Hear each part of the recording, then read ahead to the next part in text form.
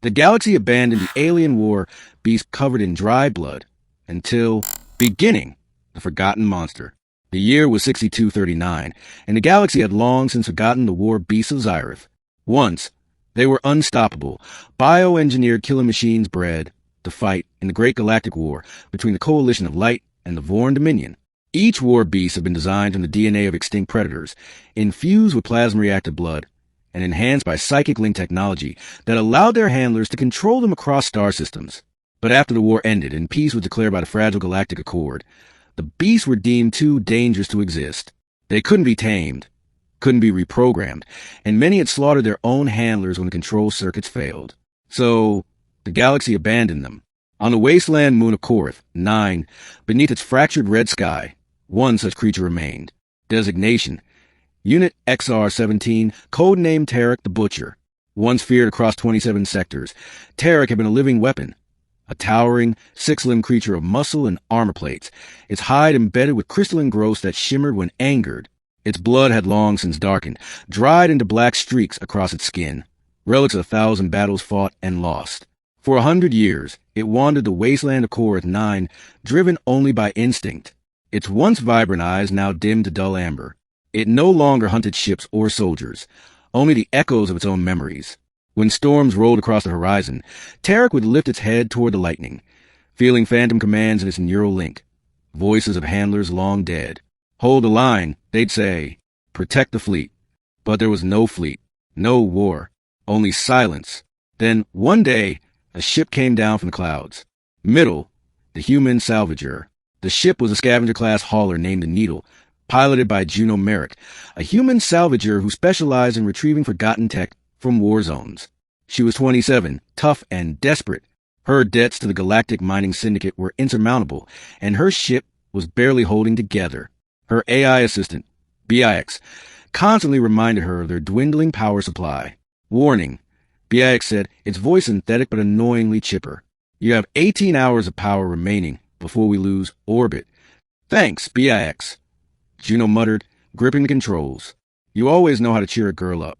Korath 9 had been marked as a Class 3 restricted zone, uninhabitable, unstable, and dangerous. But Juno's scanners had detected an energy reading unlike anything else. Plasma reactive traces that matched the old War Beast cores. If she could salvage even one of those cores, it would fetch enough to clear her debts and keep her ship flying for years. When she landed, the air shimmered with heat and the smell of rust. The ground was littered with bones, not human, not alien, but mechanical. And in the distance, she saw movement. Something massive. At first, she thought it was a mirage. Then the creature turned, and the ground trembled. Holy stars, Juno whispered. It's still alive. Her scanner pinged furiously, energy levels off the charts. BIX, confirm identity. Scanning match found.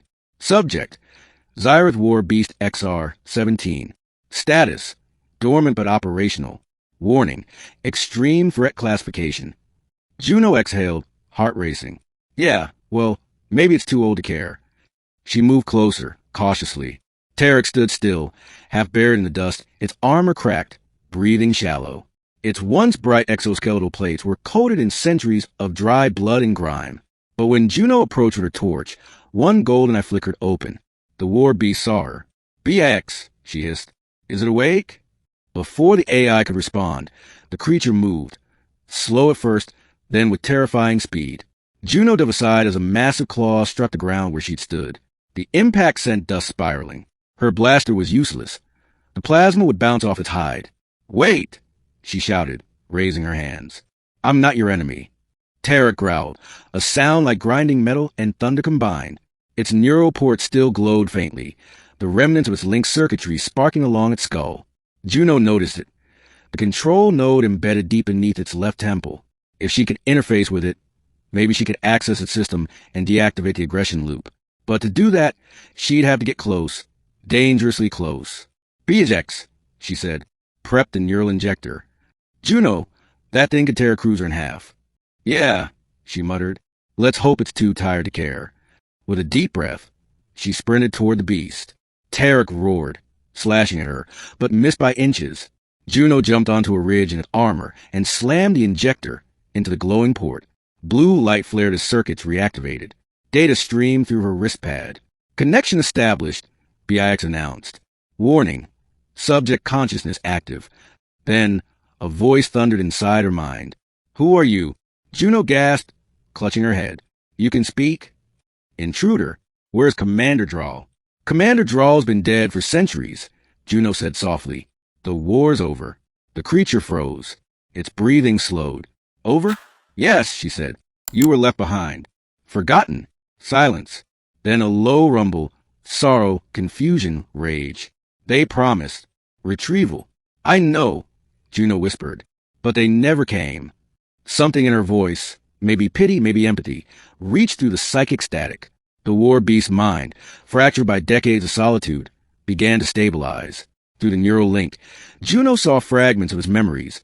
Battles on burning worlds. Fleets collapsing under orbital fire. Handlers giving final commands. She saw its creation, vats of glowing liquid. Scientists whispering, this one will end the war. And then she saw the betrayal.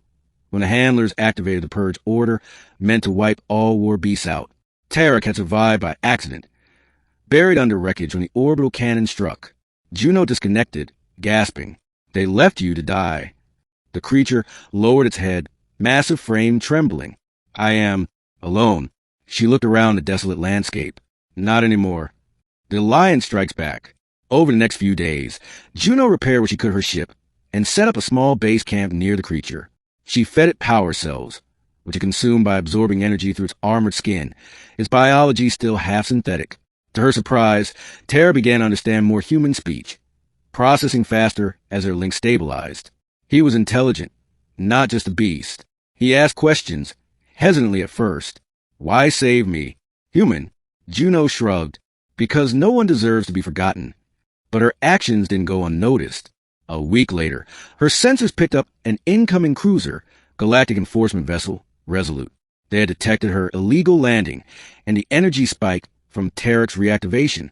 Unregistered salvager, this is Commander Vance of the Resolute, came the broadcast.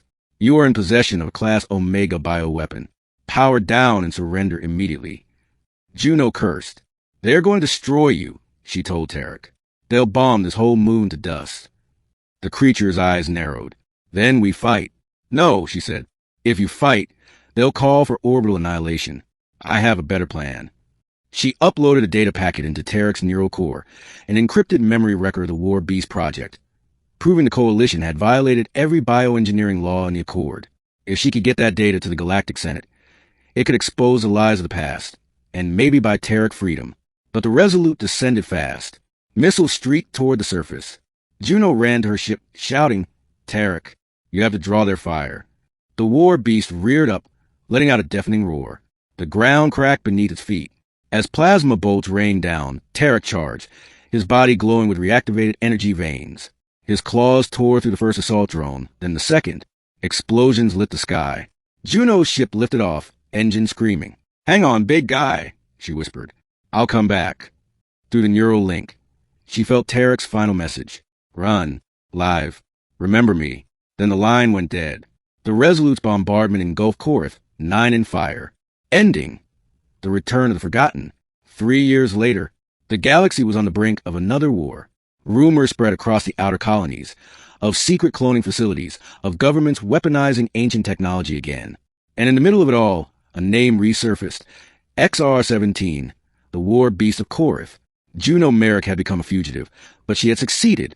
The Senate had seen her recordings, the memories of Ascension being abandoned and betrayed. Public outrage had forced the Alliance to reconsider its history. But Juno didn't care about politics. She cared about one thing. She'd been searching the wreckage field for years, hoping, praying, that Tarek had survived. One night, in the orbit of a dead system, her ship's scanner beeped. An energy signature, faint but familiar, plasma reactive, Xyrath in origin. She followed it to a drifting asteroid. And there, half fused of metal and stone, was a silhouette, massive, still unmistakable. She landed and stepped out, heart pounding. Tarek, she whispered. The giant didn't move at first. Its once golden eyes were dim. But when she placed her hand on his armor, the faintest spark of light flickered within. Then a voice, faint, broken, but alive, echoed in her mind. You came back. Tears filled her eyes. Of course I did. She reconnected the neural injector, channeling power from her ship. Blue light surged through his veins. The crystalline armor began to glow again, the cracks sealing. They will come again. They will make more like me. Then we stopped them, she said. Together this time. Tarek rose, towering over the asteroid's edge. His reflection shimmered in the starlight, no longer a beast, but a symbol, a legend reborn.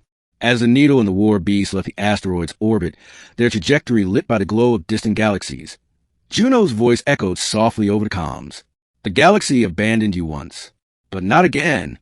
And somewhere, in the cold vacuum between stars, the ancient creature answered, never again.